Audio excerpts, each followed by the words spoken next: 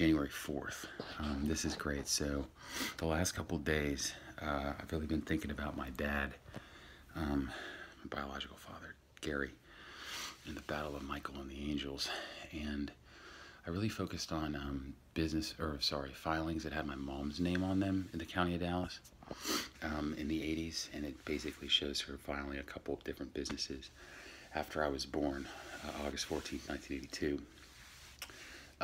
One for Being Beautiful and the other one for Designs by Linda. Now these are very aesthetic, I don't know, aesthetic is the right word, like superficial, materialistic, worldly items of the flesh. Business filings after I was born in August of 82 up until, and then she's got a bunch of like stuff that she's attached to on a home on Purdue Street with my dad. They had liens and things like that. And then the final thing that she and my dad are attached to is a lien release for their home, which they sold. And then later, a couple years later, she had a filing for the Foundation Center for,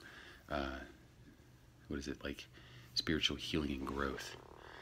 My point is, you can kind of see how it goes from the worldly to the, more spiritual. So it paints that picture. And, my brother's 8th birthday was July 6, 1989. And my birthday to January 24th, 1986 is 1,260 days. And then from January 24th, 1986 to my brother's 8th birthday is 1,260 days. Afterward, he had seizures, just 2 of them. And then, since then, there's books that have been written about him. This first one's already published. The second one gets published in May of this year, 2019. But it paints that picture. In the book of Revelation, I've been reading about how it's basically split into 2 parts, 2 halves. Chapters 1 through 11, which culminate with the revelation of the Ark of the Covenant, something my dad actually has been advocating its location since, I think, the 80s. At least since the, I think, 90s or whatever. It just always grew up with him saying, oh, the Ark of the Covenant's under the heel-stone at Stonehenge. And, what was I saying? So it culminates in the Ark of the Covenant in chapter 11, and then chapter 12, it takes this, weird turn, and it goes into this woman and dragon, and then this man-child caught up to God. And the question is, how are those 2 chapters related? The 2 witnesses that lead to the Ark of the Covenant, and the next chapter is this woman with the dragon, and then a man-child, and then a war in heaven. And here's how those 2 things are related. They're related by these court documents. So it shows my mom and her, in his dissolution of their marriage, when I died shortly before they were married. I'm sorry, before the final lien release on the home. And what I didn't realize until this morning is, you can paint the picture of my mom with the superficial stuff and then the spiritual stuff afterward. So you can kind of see the dragon affecting her, but then her moving on. But I realized I was only looking at court filings attached to her name, which has his name in the first half of that period. But the question is, what was my dad up to? So when I search for his name on court filings, I'm not just going to see what she's attached to. I'm going to see what he was attached to with her and himself only up to that period, and then what he filed after that period. And I have a hypothesis, and I'm not sure what or when, but he's going to have filed some things that show his side of the equation.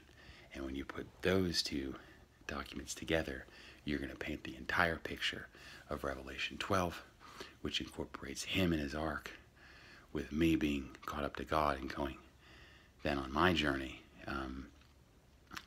afterward, plus with 7 or 8 pieces of information that are seemingly unrelated that she revealed to me over the past 7 months as I've lived with her.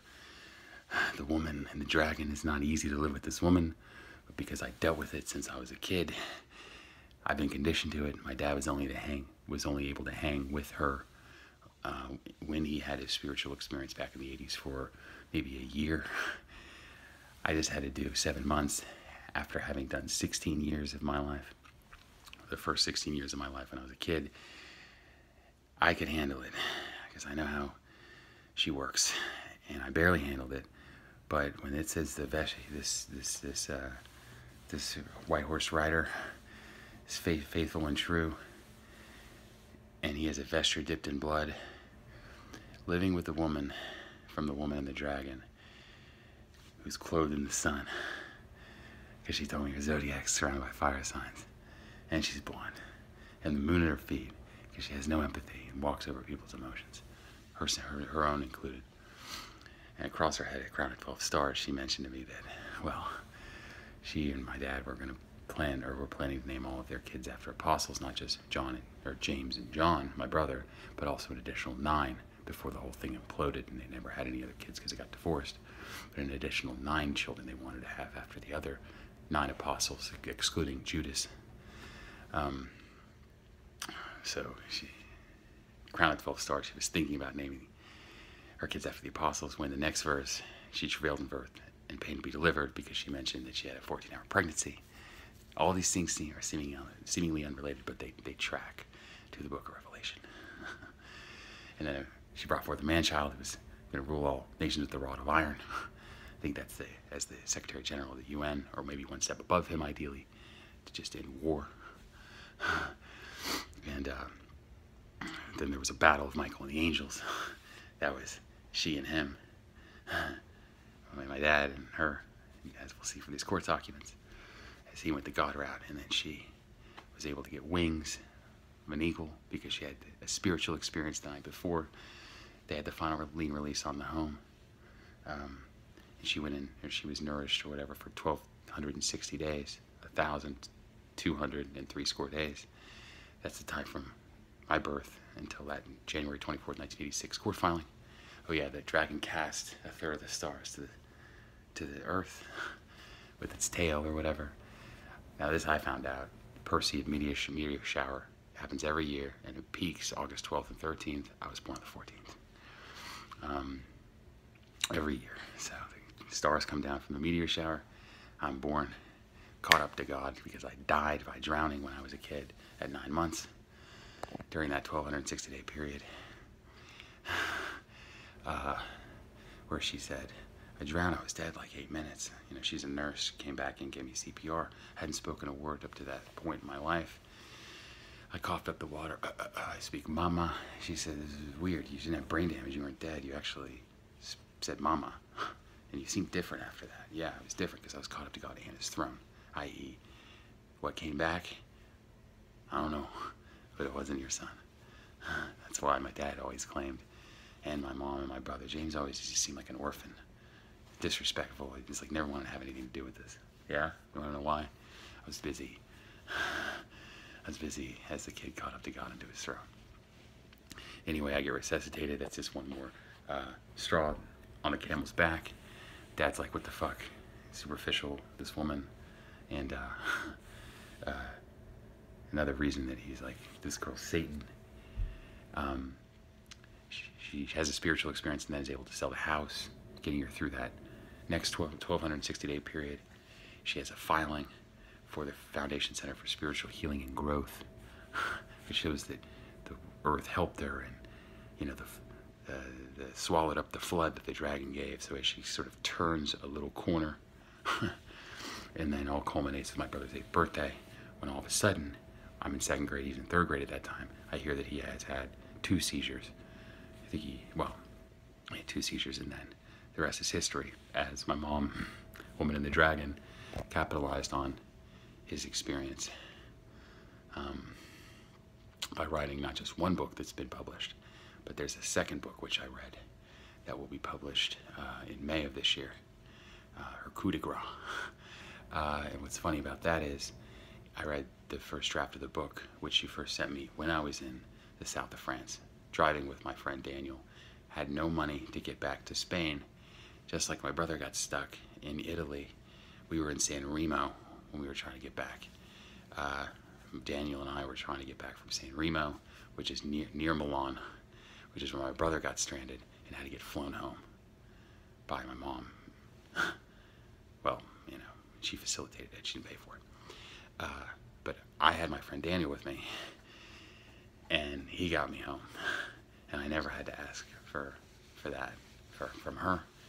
And in that book, when she describes his bipolar manic episode where he thought he was Jesus too, because remember, it's not just that we have me, my brother, my dad, and his mom all have bipolar, mentally ill tendencies. Rather, we represent the line of David, specifically his mom, my dad, and me, because it's one per generation, because we can handle it. When we get into the mix and it's God time, God says, hey guys, time to fucking rock and roll. Or hey person, hey mammy, hey dad, or hey Gary, hey James, time to rock and roll, we can handle it. And this whole pill thing that, people need to stabilize in order to get balance, because we're the line of David.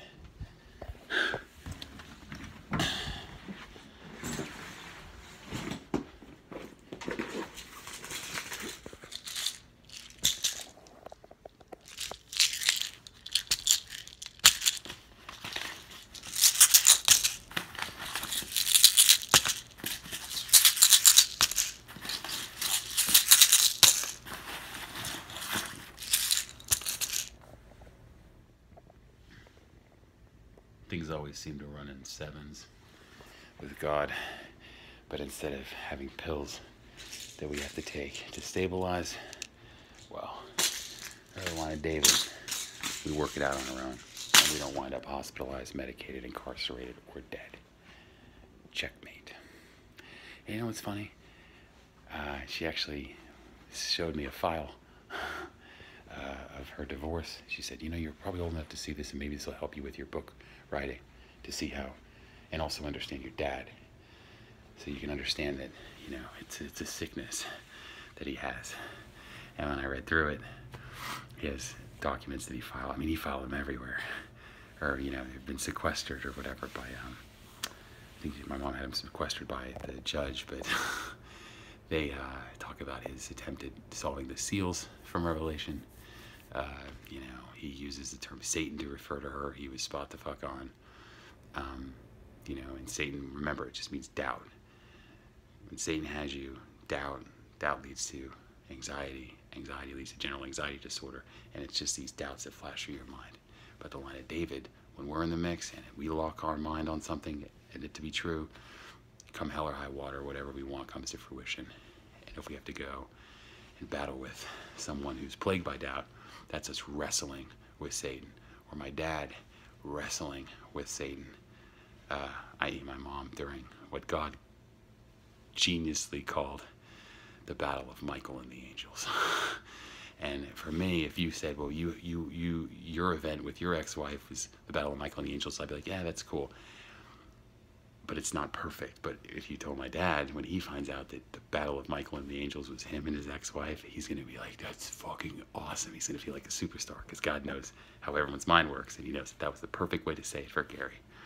For me, the perfect way to say it is, weep not, behold the Lion of the tribe of Judah, the root of David. Root means I'm the youngest living descendant of the Davidic line. My dad would have been the root of David had he been born in a different generation and not had kids. The fact that he had me and my brother, he went from being the youngest of his brothers to now being our father, my brother and I's father. And now, since I'm the youngest, I'm the root of David. And the root of David, I know this, and I'm not trying to tempt God, but I'm just saying, in the back of my mind, I know that as long as I don't have kids, the Davidic line dies with me. And as long as I won't have sex with any other woman except Natasha. No more line of David for God. But he's got me fucking clocked. And he knows I'll do anything to get that woman back. And she's the only woman I'm attracted to and want to sleep with. He knows this, see?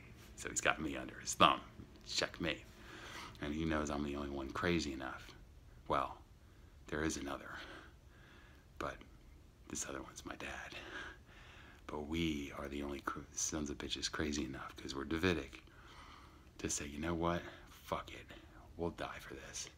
So if he wants the Ark of the Covenant, he's going to have to die for it because he'll be a witness. And if I want the girl back, I'm going to have to die for her because I'm a witness, and you got to die for it in this. Not any time in the next year and whatever, but a year and a half on July 20th, 2020, we will be murdered for the fucking stunt that we're about to pull to change the world. In the meantime, he's given us the power out of our mouth, singular, to prophecy as many times as we will, to smite the earth with as many plagues as we want. But see, if it were just me and I tried this on Christmas, I did 33 different videos. Disaster, disaster, disaster. He gave me some. There was a volcano that went off, and the stock market crashed. There was 43 people died in a terrorist attack. You know, I got several. But the thing is, left to our own devices, if it were just him with that power, or just me with the power, I would sit there and just boom, boom, boom, boom, boom. And he would sit there, boom, boom, boom, boom, boom. But with two witnesses, they're like a check and balance, you see. So if we go on camera together and we say, it's time to, we are the fucking line of David. And people are like, these guys are crazy. We're like, yeah, let's see it. Boom. But we're not going to do it every time because we both have to agree to do it. We both go on camera. It's one mouth. So we got to be in the video together. The father-son duo, the ram and the lion together. And they get their rewards after they're fucking murdered. It's funny because the last thing I said to my dad, it says that these two witnesses prophecy for 42 months. Well, my whole thesis starting to sing out is that Donald Trump was the Antichrist. I don't know how he's going to feel about that. But his clock started January 20, 2017, and it runs through July 20th, 2020. God's very exact about times, surgical, because he's God. Like, how's that possible? He forecasted this thing because he can read the future. He is God, not just some bullshit guy in the background. He is active in everything. He's primed all of existence through to this one moment where the lion and the ram bring this motherfucker home. Because it's not good enough for one nut to be like, yeah, you know, when Jesus tried this anyway to do this solo. But you put the father-son duo, restoring the Davidic line. We even look the part because we are the line of David, you see, through his mom's side. And that's why he's not the Mashiach, the anointed one. His generation was wrong. Plus he filed things in the courthouse, but God wants a cool story. And all these videos I've been making since whatever, fucking April, they're all uploaded to iCloud or backed up or uploaded to YouTube. They're all provable, and they take you through the whole fucking story. And I didn't know that I was doing this at the time, but now I'm realizing how fucking important these videos are. They're the testimony. And once he's on board, then we got the line of David online, and that's when we're going to start to see fireworks. And God is going to facilitate the death of 1/3 of humanity over a 13-month, 1 day and 1 hour period. By coincidence, his other son and I were 1 year, 1 month, 1 week, and 1 day apart. And the 1 year, the humanity dies, 1/3 of humanity dies over a period of 1 year, 1 month, 1 day, and 1 hour. See, that's coincidence.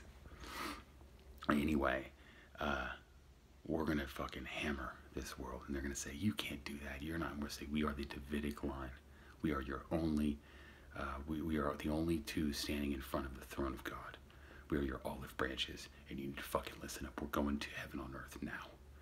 And they'll say, fuck you, blah, blah, blah. I'll say, nope, and we're going to stand firm, and we will keep prophesying. And because God has ordained this, just like in the Bible, when these people were like calling down fire and shit like that, he's going to do that for us because he knows we believe. There's some things I got to talk to my dad about, i.e. we're clothed in sackcloth.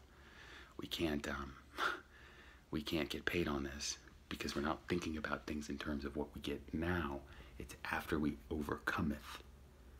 After the grand finale, when we're murdered, and then according to the Bible, because everything else tracks, like in Revelation 12, it describes our entire, his dissolution of marriage and all that.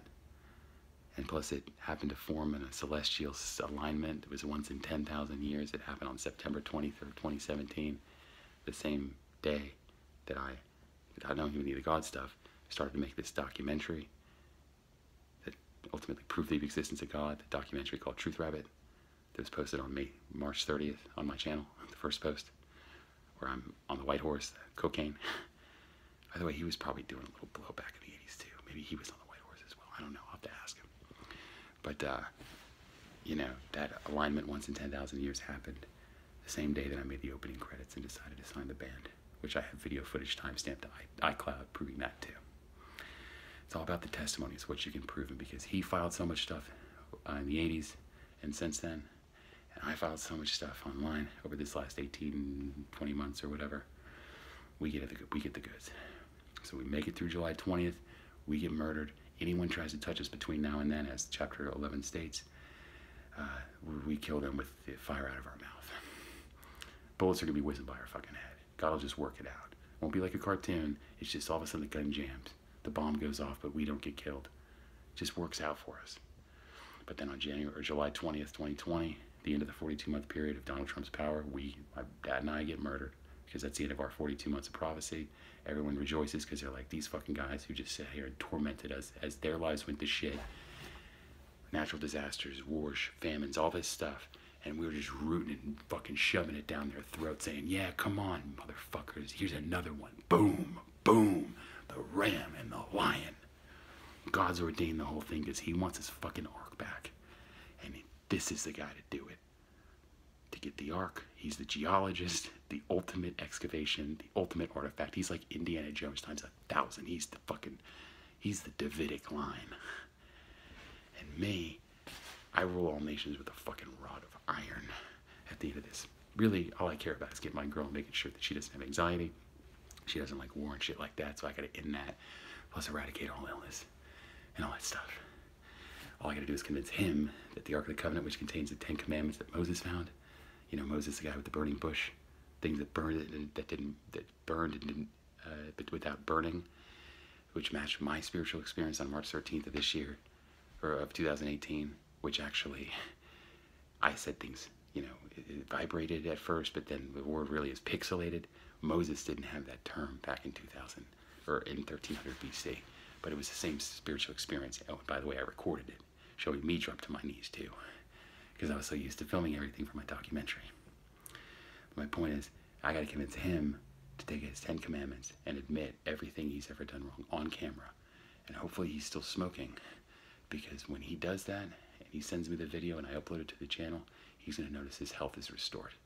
And then he'll be brought in, on top of the court filing, seeing the two 1,260-day periods. This is a gift from God. And then he gets his ark. I get world peace and the girl. I live in Manhattan and I ain't ever leaving. Oh, and then we get murdered. And 3.5 days later, as people are celebrating, and yeah, these guys are gone, and then we get resurrected. God drops the fucking hammer and kills everyone else who didn't die in 1/3 of humanity. Anyone else that didn't repent. And then the ark is revealed, the grand finale. And the guy gets the girl back. You see, God's not just gonna have one crazy dude get the thing. He needs to hear, he wants the line of David. This whole screenplay was written by God per the book of Revelation. And when that was written and given to, or was given to John of Patmos via vision, he wrote it. God saw all of that because he's monitoring everything, like our thoughts and all that stuff. He sees it all, primes humanity, human history to get to this moment here, and these two guys come out of left field. Just got to have him, you know, take away or admit to anything where he said he was God or Yahweh or whatever. The key is he knows where the Ark of the Covenant is, and that's the one piece of revelation I couldn't find. That's it. So we'll see if he goes for the pitch. He's going to go for the pitch because it's written in the fucking Bible. Oh, and one thing. The last time he and I talked to each other, because this is great, we're supposed to have prophesized for fucking 42 months, right? Well, he emailed Donald Trump on January 20th of 2017. But me, what was I doing to prophesize? Well, the last time he and I spoke, we had this thing. It was this night before. I was in it, like drinking a lot. He said, "You're an alcoholic," and all that. Well, he came up to a slot machine I was playing, you know, as a dad would, and say, "Come on, let's go." I'm like, nah, because I'm, drunk, and plus I'm like, don't tell me what to do, because remember, I'm the line of David, the root of David. No one tells me what to do. That's how I got here in the first place, right? But either way, he was trying to do the right thing. I was like, no one tells me what to do. And then this glass broke. Well, anyway, I told him afterward, and I feel bad about this because you're supposed to honor your mother and father. But I told him in the car, I was like, I talked about like childhood and stuff like that. He's like, I didn't have the full picture. Now I think he's like the super dad, Well, he's super dad because I'm like the second son or whatever, but human being, not God. But I told him, I was like, you could die and I wouldn't care. I don't want you to die, but if you did die, I wouldn't care. And he's like, when he left my car, he's like, have a nice life. I'm basically saying the same thing without being as abrasive, because I got the iron scepter, remember? I talk shit, like, I'm really bad about that. Well, it turns out it's my biggest asset now, moving forward. But the point is that when I said if you died, I wouldn't care, these two witnesses, knowing that they're going to die going into it, right? They can't care if the other one dies, you see. He's like, he can't get the ark, and I can't get the girl and world peace and all that, unless we're both willing to die for it. So a normal father and son would be like, Dad, whatever, and I'm sure we'll grow closer together over the next 18 months leading up to this date. But as it stands, two guys going into this know that they have to be willing to die for it, and they have to be comfortable with the other one dying for it. So technically I was prophesizing. And God wrote that shit into the Bible, into the book of Revelation via that vision. He set that whole thing up, and that happened on January 20th, 2017. Then he goes home and he fucking emails Donald Trump. We've been prophesizing for 2 years, nearly, on this. So I don't know if he's going to go for it. I mean, I know he is, but I just don't know how to present it. Maybe I'll just send him this video. 27 minutes. It's fucking classic. All right, Dad. It's up to you, man. What do you want to do? I got video footage of my whole fucking journey. I'll send you some of it. God's monitoring all of your thoughts in real time. We can't monitor each other's thoughts, okay? But he knows everything we're thinking, everything we've ever done. And he says, your belief, Gary, the ram, was so strong in the 80s that when your son died and he was resuscitated, he came back different according to your ex-wife, that was God hooking you the fuck up with the Lion of the tribe of Judah to set up to this day in history. Dad. That no one sees coming, but your belief, not only he's triggered that, there's no way. I was 9 months old in a bathtub. I couldn't have stood up and turned that water on. Mom wouldn't have left with the water on. Probably not. And John is so docile, he never would have fucking turned the water on. God turned the water on. You see? And anyway, that was his gift to you. And if that didn't happen, then I would have been smothered or devoured by Satan too, because I would have been with Linda my whole life. I would be pumped full of pills, and if the event like this happened, I couldn't handle it. It never would happen to me because I wouldn't be able to handle it. But now, because of that event and your belief, they started this whole thing in motion, and I didn't realize it until March 13th of last year. On the same year, the song White Horse was released. That's the song that says, if you're gonna ride, don't ride the white horse, ride the white pony instead. It means don't do heroin, do cocaine instead. My documentary starts out with me doing cocaine. I'm the white horse rider of the apocalypse. God's saying it was cocaine all along. What is a fucking horse gonna show up in the clouds? Or is a guy on cocaine gonna upload a documentary for a girl whose dad knows where the Ark of the Covenant is? God's that cool. We're gonna end all religion on this one, Dad. And also, what happened in '83, that's when they started tracking climate change. And the Kilauea volcano, the thing that gave me my CO glass and fire, all that means is I predicted at May 21st, as the sun rose in Japan on May 21st, deadline for Armageddon, when I was asking people to send in full confessions before I realized full confessions uploaded to the internet heal people. They heal all your illness.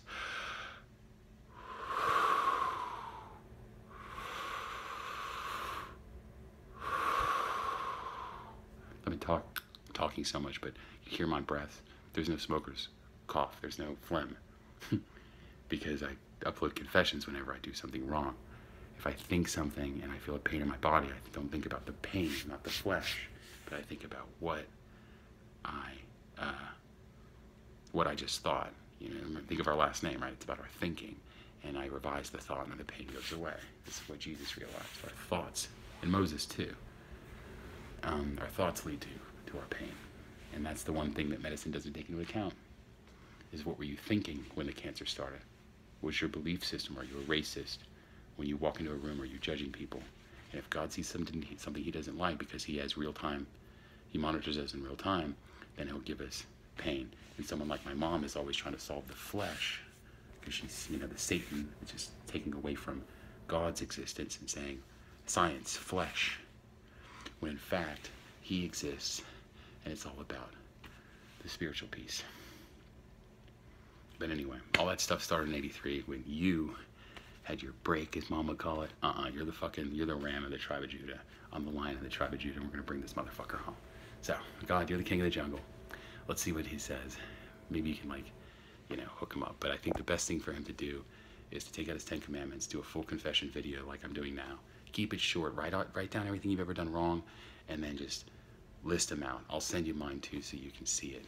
But so you know I'm not bullshitting you. And I'll send you an example of me.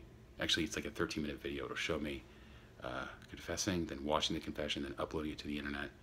And then you'll see about 10 other people's clips of their confession, and then I'll send you me and Trent talking about our healed lungs afterward. He had asthma. Asthma you can't heal with medicine, because it's got into the flesh. But when he uploaded a full confession, his asthma went away. He hasn't had an asthma attack since then. He saves $350 every 2 months now. I got that on camera, because I filmed the whole fucking thing. And back to that Kilauea volcano, I said as the sun rose in Japan on May 21st, we're in Armageddon. And sure enough, on May 20th, US time, May 21st, Japanese time, guess what happened? That Kilauea volcano, which, by the way, erupted in '83, the same year I died, the same year White Horse was released, and the same year that you had your spiritual experience, and the same year the girl that I'm in love with was born. A lot of shit went down in '83, but that's when the volcano first started to erupt.